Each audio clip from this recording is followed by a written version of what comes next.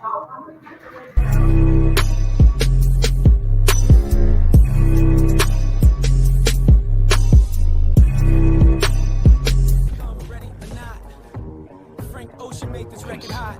a conceptual standpoint.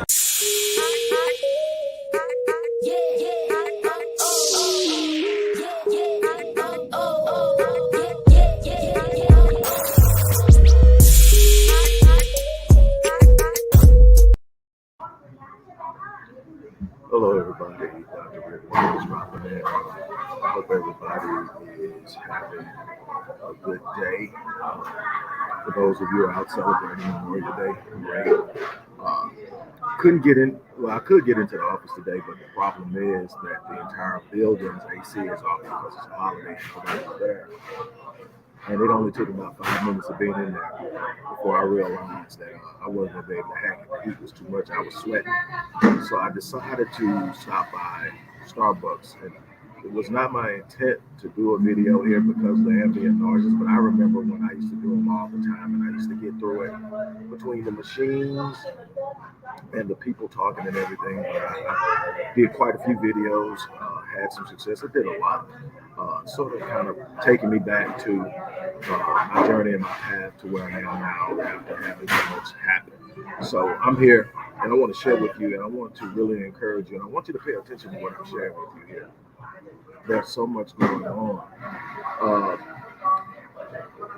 You hear me talk a lot about managing your thoughts, controlling your thoughts. And I talk about it from a psychological perspective and also a spiritual perspective because they both work together. There is no separation or distinction.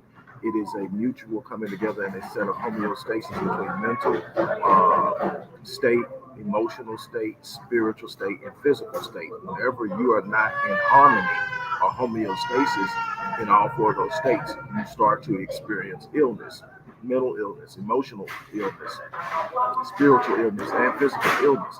So it's important to understand the power of how you manage yourself. And it all begins, believe it or not, with your thinking. When you can manage your mental energy, your thought processes, when you can control your thought processes, you can do some amazing things. And here's the truth. In my book, I Am, one of the statements I make almost at the beginning is that your thoughts are the seeds of your destiny. Let me say that again. Your thoughts are the seeds of your destiny. What you are thinking are the early stages of manifestation of what you will produce. And so if you want to control your thinking, if you want to control your future, if you want to produce the right results, you have to be aware of your thoughts and you have to manage them. The problem is that we have over 70,000 thoughts that we produce and manifest over the course of the day. Most of them happen underneath the surface in the subconscious. And we're unaware of them. But the truth of the matter is we need to manage that. If we look at it, for those of you who are an Abrahamic faith, you're aware of scriptural presentation. I want to take you to 2 Corinthians chapter 10, beginning at verse 3. It says, "For the weapons of our warfare are carnal, they're mighty in God for the pulling down of strongholds." It says, "Casting down arguments and every high thing that exalts itself against the knowledge of God, bringing every thought into captivity into the obedience of Christ." What is it saying? It's saying that the warfare is being waged in our minds. A lot of the things we're doing, look, let me tell you something. Your thoughts are not only the seeds of your destiny, your thoughts are either feeding your faith or your fear.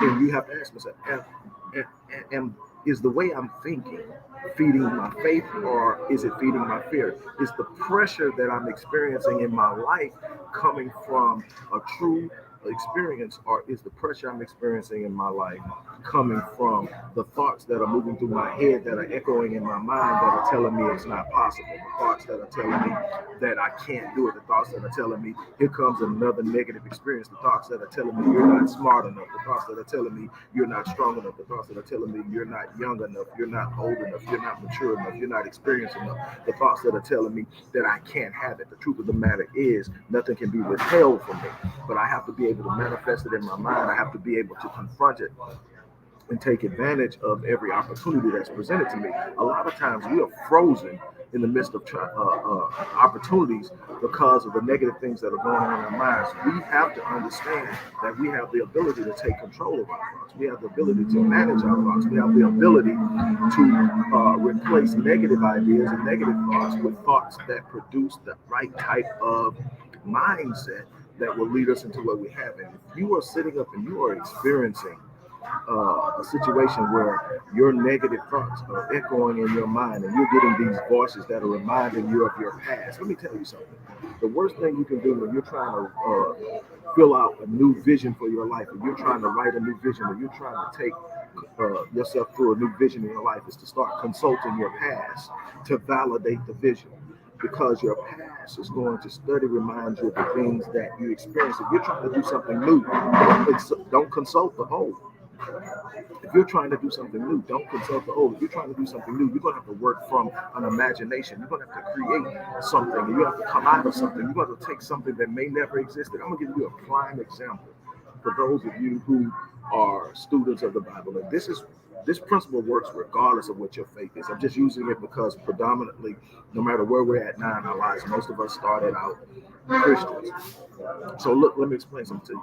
There's the woman with the issues of blood, the woman who could not stop the bleeding.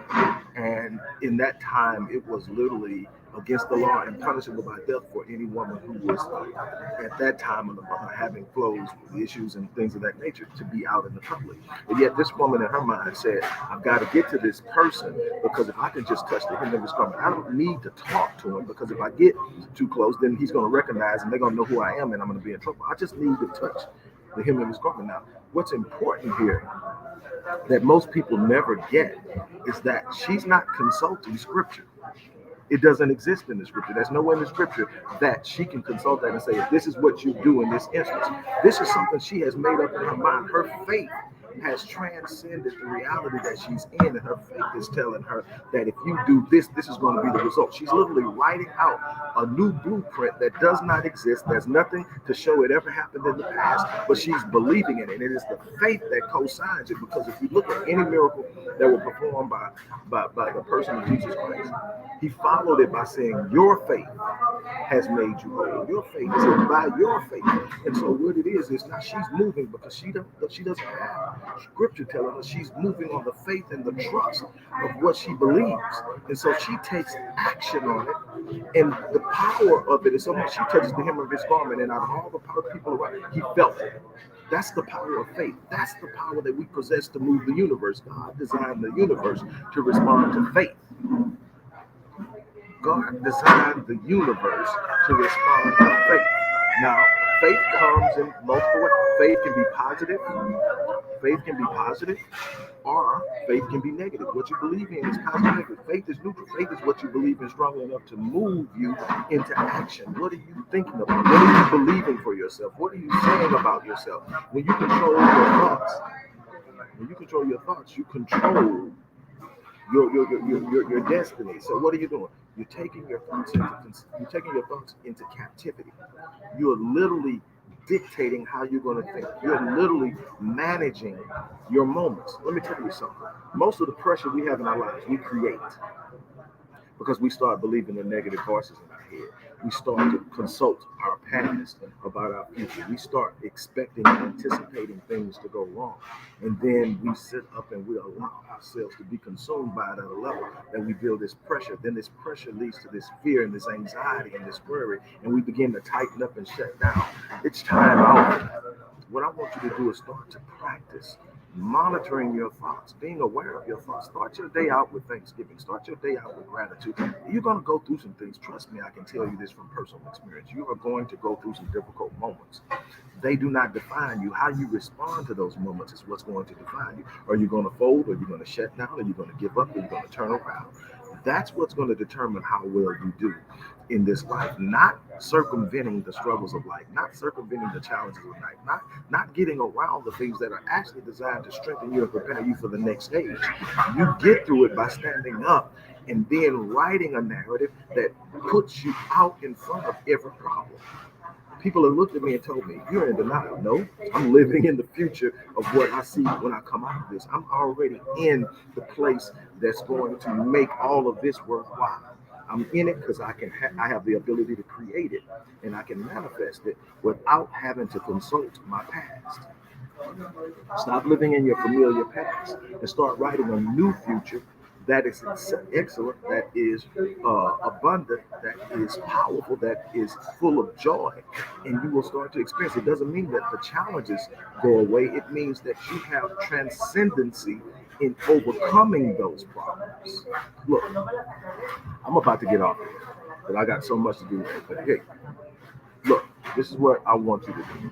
I want to really work with, I don't know, maybe 10 people who want to really truly experience change in their lives. And they want to do it through the process of being able to create the right thoughts, the right thought process, the right thinking pattern, the right mindset. And this is what I'm going to do to meet you halfway. My rapid change breakthrough session is normally $350.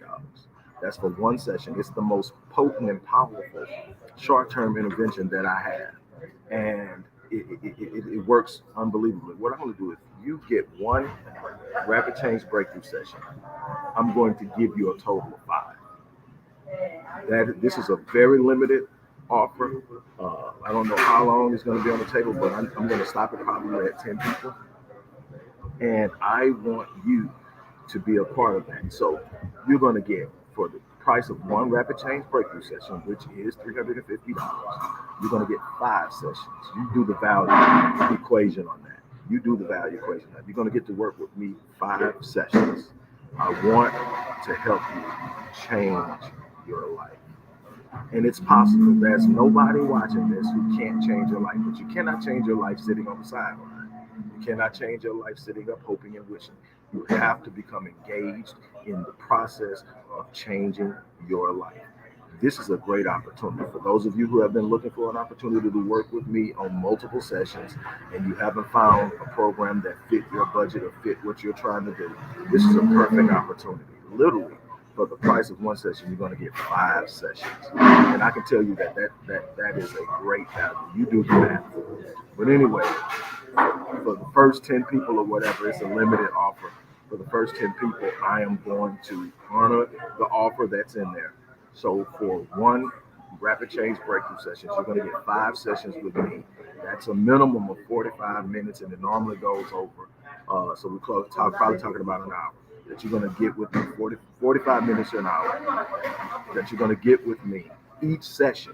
And we are going to look deeply off into your thought patterns, look deeply off into your mindset, your mentality, your spirituality, your emotional state. And we're going to make sure we reach a place of homeostasis where you got the harmony of mind, body, spirit, and soul, so that you are at the height of your capacity to take advantage of opportunities to advance yourself. Most of the problems are created here. So most of the problems are going to be solved right here. And that's what we're going to do. So I want to thank you guys for stopping by. I want to thank you for sharing and being here on Memorial Day. I've still got work to do. I'm going to just sit up and be in the moment. I really feel good about what's going to take place this week. And I'm excited for the people who will take advantage of this particular opportunity. But whatever you do, be aware of how your thinking is impacting your future. Be aware of how your thinking is either feeding your faith or feeding your fear. On that note, you guys have a great day. As I always say, I live my life on full so that when I leave this place, I don't eat. Once again, I apologize for all the ambient noises, but the office was too hot. I wasn't going to sit in there and sweat, but I wanted to get some things done, and I wanted to drop this on you. You guys have an unbelievable remainder of your day.